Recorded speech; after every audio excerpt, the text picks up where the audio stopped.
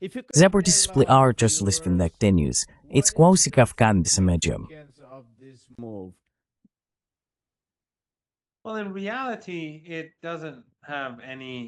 Bem, na realidade, isso não tem nenhum significado real, porque os Estados Unidos já impuseram sanções de máxima pressão.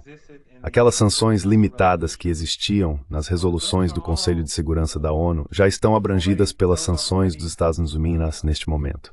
Então, isso realmente não faz muita diferença. Existe um impacto psicológico, mas a sociedade iraniana logo vai superar isso. Portanto, nada de novo será acrescentado. Além disso, os russos e os chineses já indicaram que não aceitarão a legitimidade do snapback, porque de acordo com o acordo nuclear assinado em 2015, existe um mecanismo de disputa, e esses três países não utilizaram esse mecanismo de disputa. Além disso, esses três países têm violado o acordo nuclear desde que os Estados Unidos.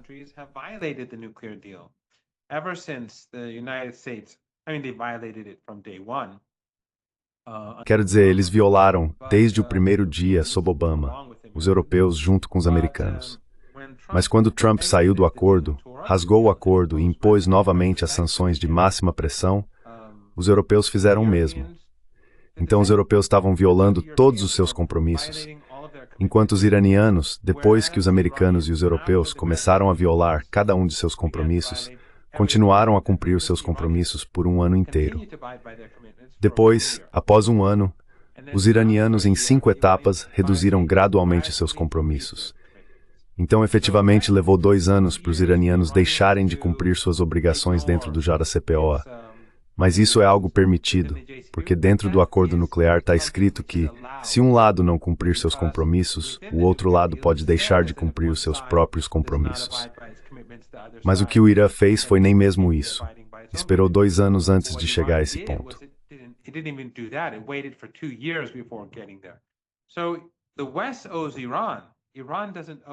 Portanto, o Ocidente deve ao Irã. O Irã não deve nada ao Ocidente. E as declarações da Agência Internacional de Energia Atômica daqueles anos após Trump sair do acordo são claras ao afirmar que o Irã continuou cumprindo seus compromissos, enquanto os europeus não. Então foram os europeus que violaram o acordo.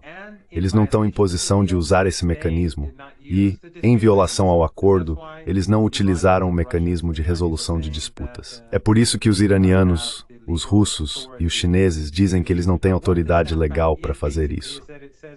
Mas o que é o snapback, basicamente, é que ele diz que se um dos membros do JCPOA reclamar de violações, e se eles passarem por esse mecanismo de resolução de disputas e assim por diante, então as sanções que estavam nas resoluções do Conselho de Segurança da ONU serão restabelecidas. Mas, novamente, como eu disse, ele se abstiver de usar o mecanismo de resolução de disputas, o que o termo é ilegítimo.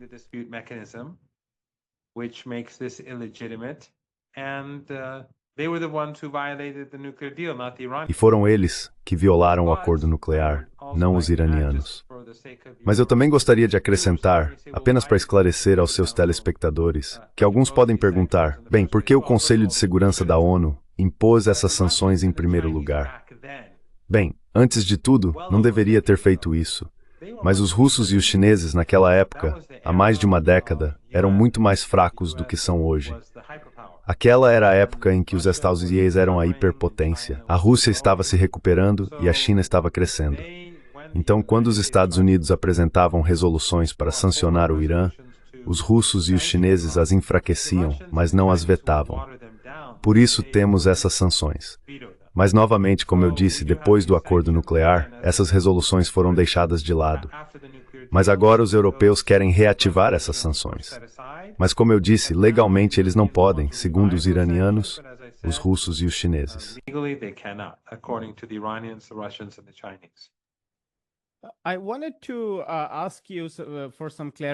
Eu queria pedir um esclarecimento sobre essa questão de legalidade, porque não tenho certeza de como isso funciona. O vice-ministro das Relações Exteriores do Irã, Abbas Araghchi, disse que os iranianos estão tentando conversar com a Rússia e a China para evitar a reativação do snapback. Pelo que tentei entender, em termos de legalidade, se uma das partes do JCPOA apresentar uma resolução, se uma das partes acionar esses mecanismos, haverá um período de 30 dias, durante o qual uma resolução pode ser aprovada para buscar alívio, e essa resolução pode ser vetada por qualquer uma das partes. Which can be then vetoed by any single party. If that understanding is right, Se esse entendimento estiver correto, então, do ponto de vista legal, Rússia e China não podem vetar que o E3 restabeleça as sanções. Minha interpretação sobre a legalidade está certa? Entendo que Rússia e China não cumpririam as sanções, o que implica que continuariam participando de colaborações em defesa, colaborações nucleares, etc, etc. Mas essa é uma discussão separada que gostaria de ter. Mas em termos puramente legais, meu entendimento está correto?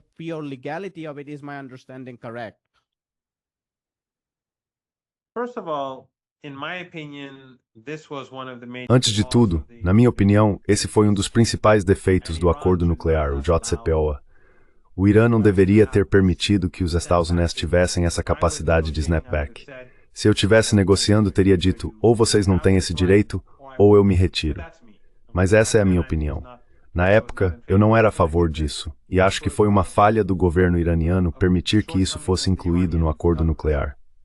Mas deixando isso de lado, sim, existem duas interpretações diferentes.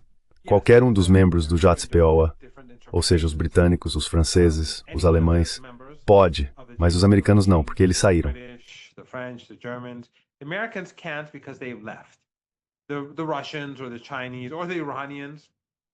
Os russos, os chineses ou os iranianos, por qualquer motivo, hipoteticamente, poderiam fazer isso. No entanto, se eles usarem esse mecanismo e não houver resolução após 30 dias, então automaticamente as resoluções da ONU são restabelecidas. Automaticamente. Não há votação. Se um desses estados usar esse mecanismo e não houver solução durante esse período, então automaticamente são restabelecidas. No entanto, o que os iranianos, os russos e os chineses estão dizendo é que, primeiro, o Ocidente violou o acordo nuclear, não o Irã, e, portanto, eles não têm nenhum direito legítimo de usar esse mecanismo, o mecanismo de snapback.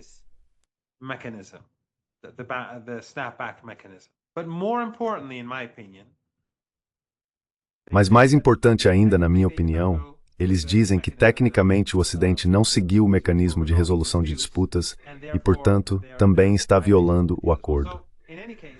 Então, de qualquer forma, o que vamos ter é uma retomada dessas resoluções da ONU aos olhos do Ocidente e aos olhos dos iranianos, russos e chineses, elas não foram retomadas. Mas é claro, como a burocracia da ONU e afins é controlada pelo Ocidente, eles ainda vão utilizá-las, mas isso não terá impacto sobre o Irã. E o motivo é que, como eu disse, terá um efeito psicológico por um tempo, mas não há nada nas sanções que já não tenha sido imposto ao Irã. That hasn't already been imposed on Iran. Iran is facing maximum pressure sanctions. O Irã está enfrentando sanções de máxima pressão, e isso basicamente significa pressão máxima. Significa que não se pode ir além disso. Portanto, essas sanções que serão restabelecidas têm um escopo limitado. Elas são militares e nucleares, mas são limitadas em seu alcance. O exército do Irã é em grande parte autossuficiente. Sua indústria, a indústria nuclear do Irã, é autossuficiente, como todos sabemos, e, portanto, isso não terá um grande impacto. E se chineses e russos não aceitarem a legitimidade dessas resoluções, então, é claro, eles vão ignorá-las. E isso será um incentivo para que outros países também as ignorem.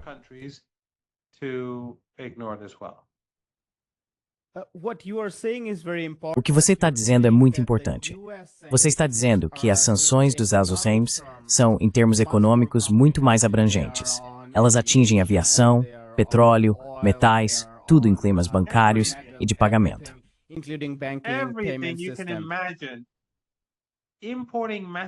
Você pode imaginar, importar medicamentos está sob sanção. Por quê? Porque as companhias aéreas estão sob sanção.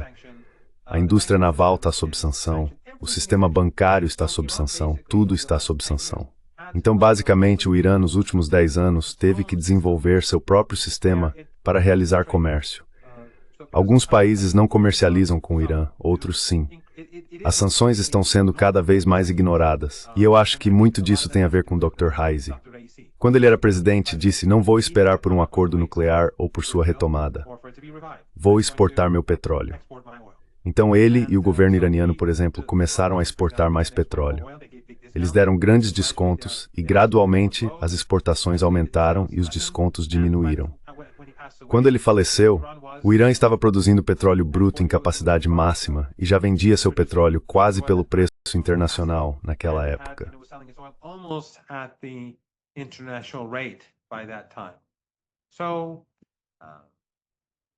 Então o Irã já está acostumado com essas sanções. Isso não significa que o Irã queira sanções ou que isso não tem importância.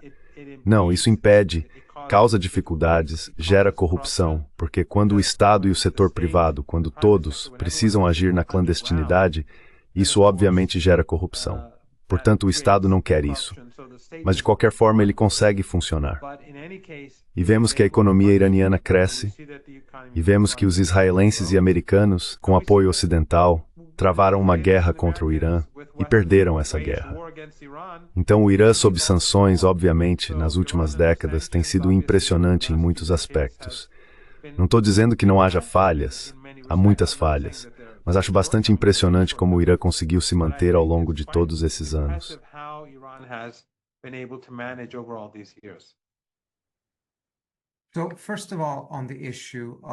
Então, antes de tudo, sobre a questão das sanções, e se elas teriam um impacto econômico. As sanções da ONU, por si só, nem tiveram muito impacto da primeira vez. O que acontece é que as sanções do Conselho de Segurança da ONU, sob o capítulo 7, legitimam que países individuais imponham suas próprias sanções unilaterais ou alinhem suas sanções unilaterais ao nível estabelecido pelos DASUMEMs. Foi isso que aconteceu em 2010. Depois que as sanções foram aprovadas na ONU, o governo Obama iniciou uma grande campanha global para que o maior número possível de países impusesse suas próprias sanções, usando as sanções da ONU como justificativa legal e base para isso.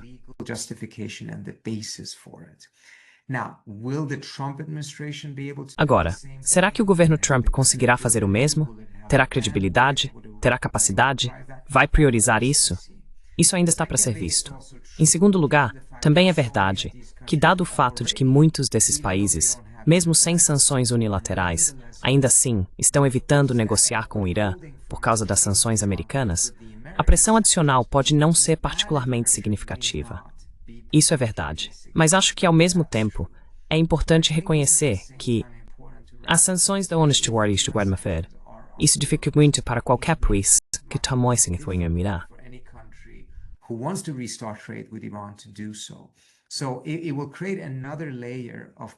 Portanto, isso criará mais uma camada de resistência política à abertura do Irã para um comércio mais amplo, sem desafiar o sistema multilateral. E vimos que agora estamos caminhando para um mundo em que os países que realmente insistem no direito internacional, na centralidade da ONU, nas normas internacionais, etc., que já estão estabelecidas, vêm, na verdade, do sul global e não do ocidente. No passado, eram os países ocidentais que constantemente justificavam suas decisões com base no direito internacional.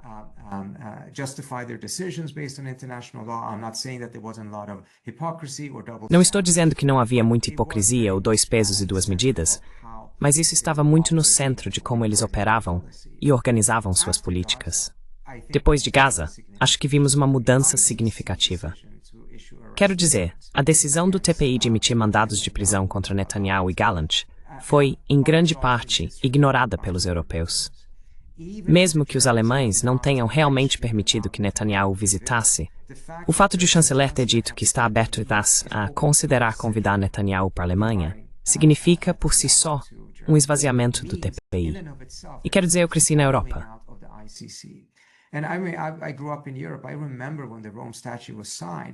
Eu me lembro de quando o Estatuto de Roma foi assinado. Na Europa, isso foi visto como um salto civilizacional.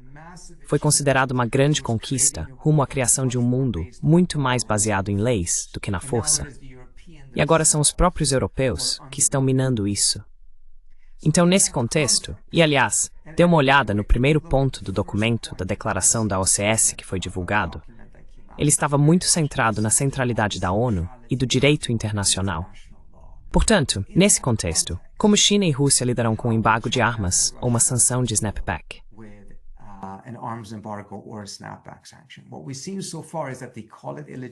O que vimos até agora é que eles chamam isso de ilegítimo e estão contestando com base legal, dizendo que os europeus não estão em posição de exercer isso, porque eles próprios já haviam de fato deixado o JCPOA. Eles estavam como os Asnoais. Não faziam mais parte do JCPOA porque não estavam cumprindo suas obrigações, mas também por apoiarem o enriquecimento zero e até mesmo apoiarem o ataque de Israel ao Irã. Isso, essencialmente, segundo o argumento legal deles, os coloca fora do JCPOA. Se esse argumento se sustenta ou não, acho que não é a questão. A questão é que isso será um snapback contestado.